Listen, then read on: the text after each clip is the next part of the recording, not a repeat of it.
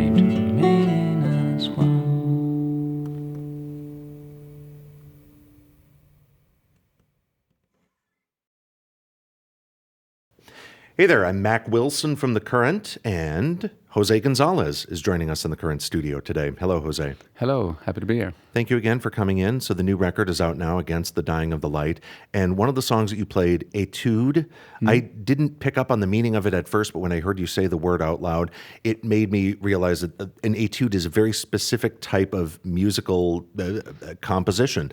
So for like a pop music fan who may not be familiar with what an etude is, can you explain what it is?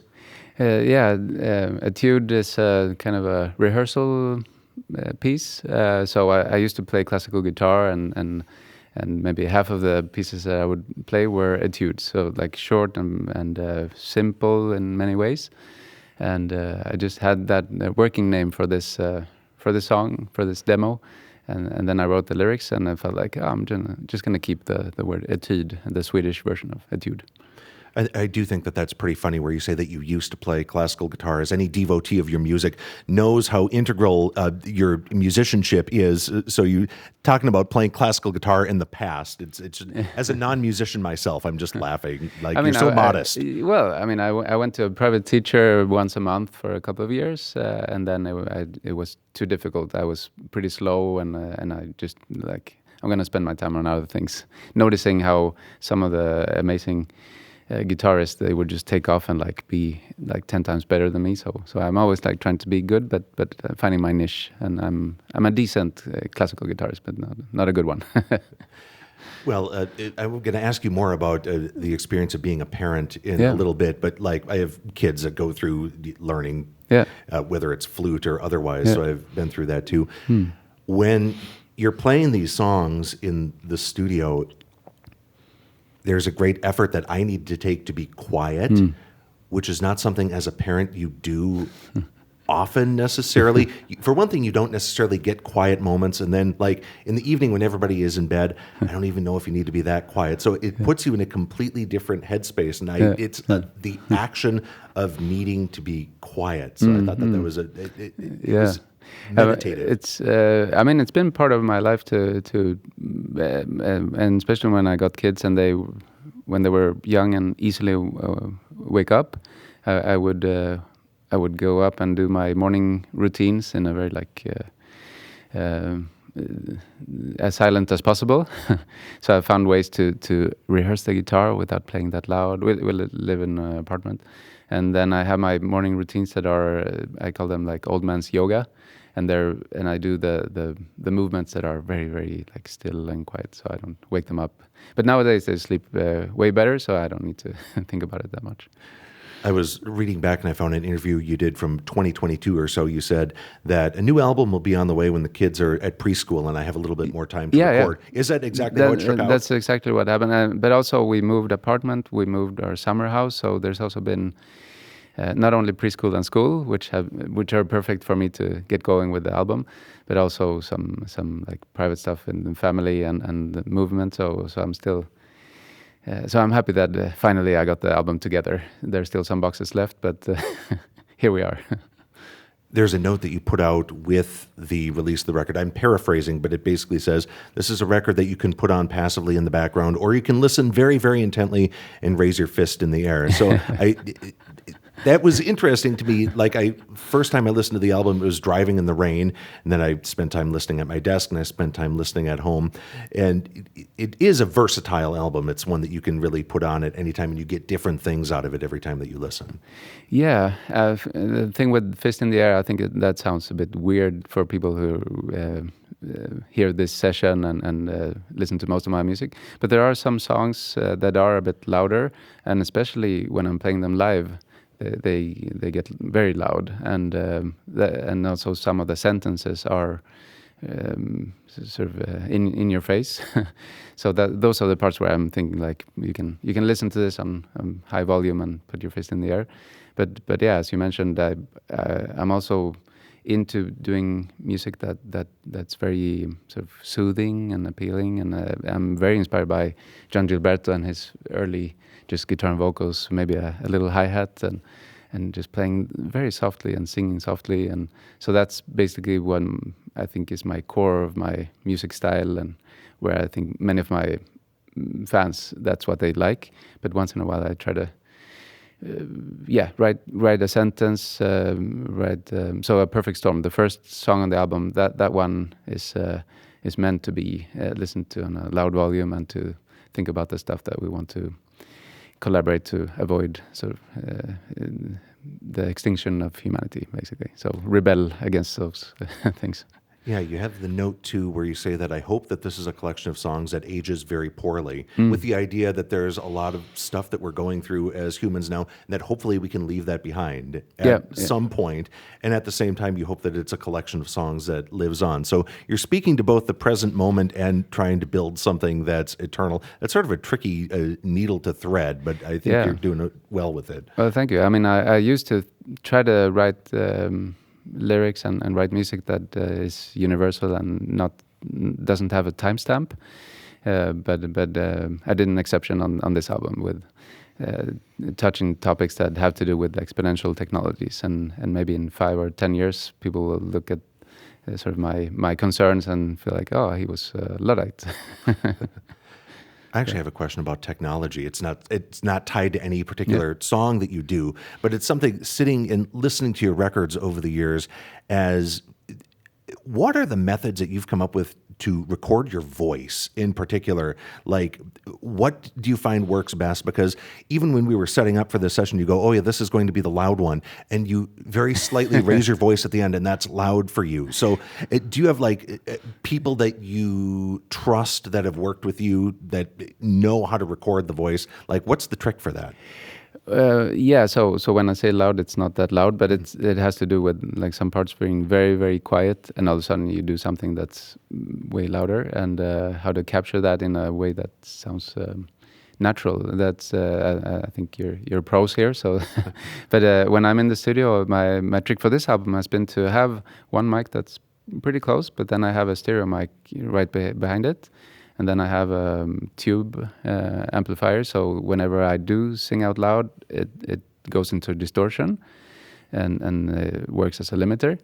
But then you also have the stereo mic, which doesn't have that compression yet. So then you keep some of that airy feeling without hearing the compressor working in the background. So that was one of the tricks for this album.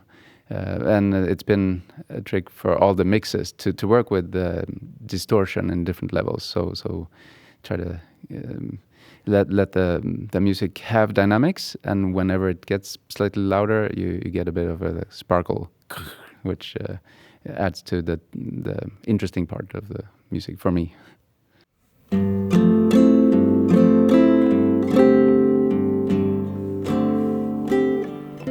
Staircase hums beneath the rain. It's wood and bones, remember pain. The mirrors breathe with eyes of stone. It point to roads we've never known.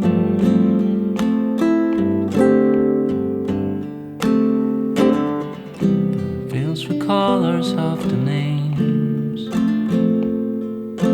Breath still carries amber flames. We hear the fruit begin to sing, a quiet and solemn hymn.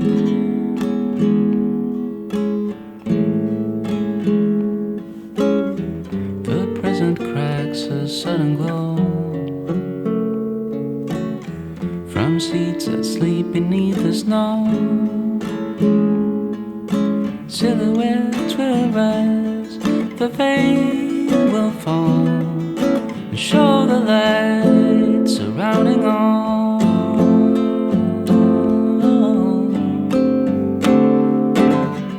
Fear turns to glass inside the stream.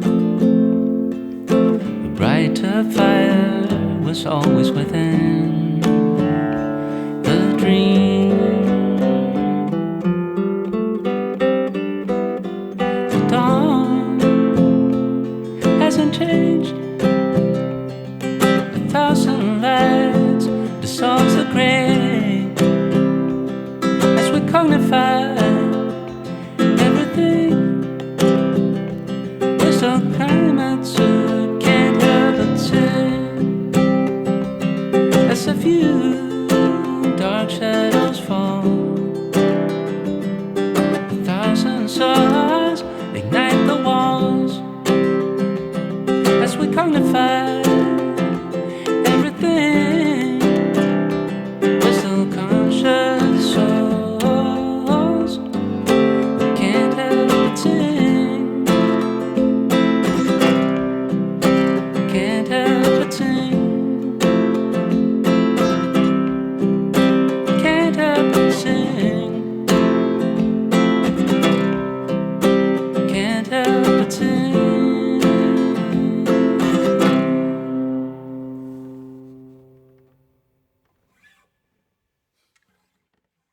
We are in the current studio with José González, the new record Against the Dying of the Light. Now, that title song to the album, it's drawn from a phrase written by the late Dylan Thomas. And it's funny, we're talking about, domesticity and parenthood and what our lives are like, raising a family, and yet it's relatively uneventful. Then you read about Dylan Thomas's life, and like the Wikipedia page for the paragraphs of the final years of his life, it just goes on and on of these different ailments and maladies and mishaps that he got into. A very, very tumultuous life that he had, contrasting with the very, tranquil ideas that you have. Was there any element of beyond that of Dylan Thomas's life or words that you brought into that? I actually haven't read up on Dylan Thomas, so I didn't know that much, except for recognizing the sentence while I was writing. Let's rebel against the replicators, against the dying of the light. That felt so right that I just left it in, and then later I checked it up, and I was like, oh yeah, I recognize rage against the dying of the light, which was his way of saying that you shouldn't go gentle into death. You should fight against it, even though it might be futile in the end. But so for me, it felt right to use that sentence when I was thinking about the catastrophic risks and the existential risks of humanity that I've been reading up about, especially through a book called The Precipice by Toby Ord, an Oxford philosopher, where he talks about natural risks that amount to 1 in 10,000 that we don't make in the next 100 years. But then the man-made risks, the estimations are around 1 in 6 that we don't make it. And I was like, no, this is something we should rage against then.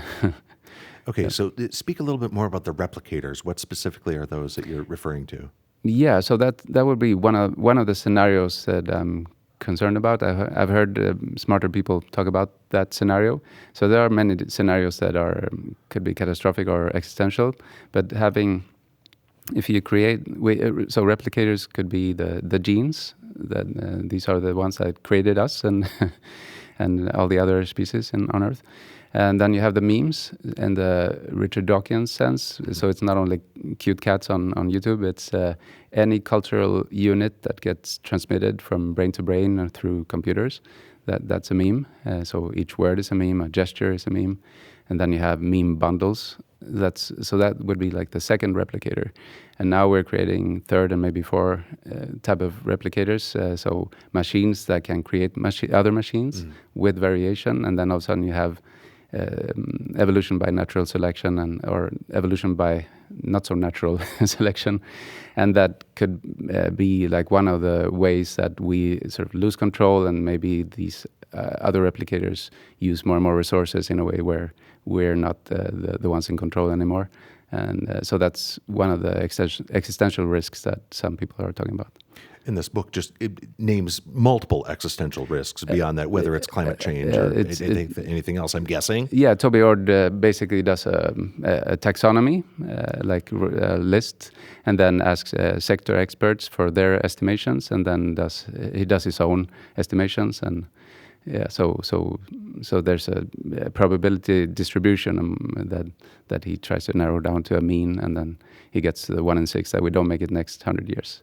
But if we collaborate and put guardrails on some technologies, we might lower that to 1 in 60 or 1 in 6,000, and we might make it through. And so 5 in 6 we do make it through. So I'm preparing for an amazing future. We are in the Current studio discussing the ways that humans will go extinct and listening to José González playing some songs from his new record in the Current studio. And at the same time, you end the album with joy. Yeah. And that feels like a really positive look forward at the future. Yeah, that's also a song where the demo had the title Joy, and I just kept it until the end.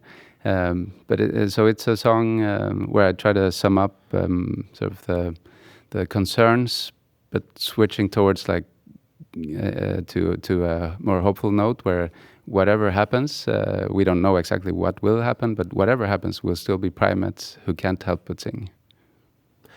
Jose, thank you for stopping by the Current studio today. It was a pleasure to have you in. It's a pleasure, yeah.